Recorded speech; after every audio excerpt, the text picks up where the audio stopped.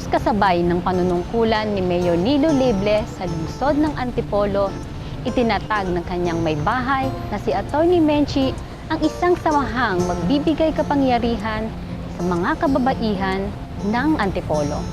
Ang newly integrated ladies organization. Newly, bago, alam natin yon.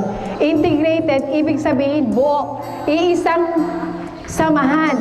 So, alam, ladies organization, so isang bago, sama-sama, buong samahan ng mga kababaihan dito sa lungsod ng Antipolo. Focus ko yung aking program sa kababaihan, at syempre po, sa ating mga anak.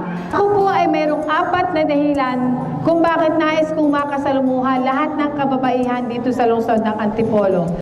Pagsibol ng Nilo sa Antipolo at sa buong pusong pagtanggap ng mga kababaihan dito, ito ay naging sandigan upang paunlarin hindi lang ang mga ina ng tahanan, kundi pati na rin ang kanilang pamilya.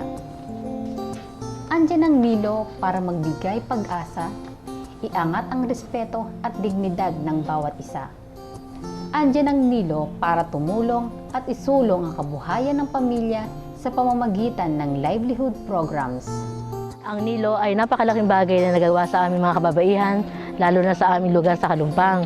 Unang-una, kapag meron kaming mga problema, nakakalapit kaagad kami kay Mayora. Pangalawa, kung ano man yung kanyang mga tinutulong, ay lagi niya kaming pinapaalalahanan na nabigyan na ba kayo, natulungan na ba kayo. Pangatlo, ano ba ang pwede natin gawin pa na mabibigyan natin ng magandang kinabukasan ng mga kababaihan, na maiangat natin ang tas ng kababaihan, ang kabuhayan nila para makatulong sa pamumuhay at sa pamilya.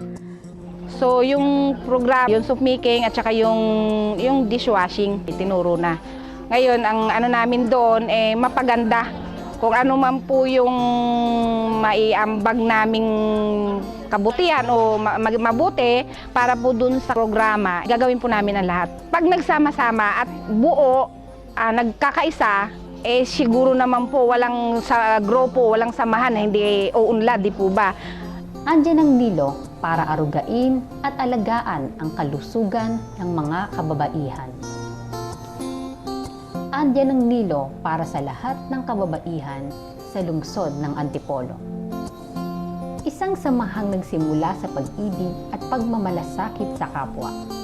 Naniniwala ang Nilo na mahalagang palakasin ang kababaihan dahil ang malakas na babae ay malakas na ina ng tahanan, nahuhubog sa malakas na pamilya at daan patungo sa matatag, malakas at maayos na lipunan. Tayo, kayo lang po ang ini-encourage ko.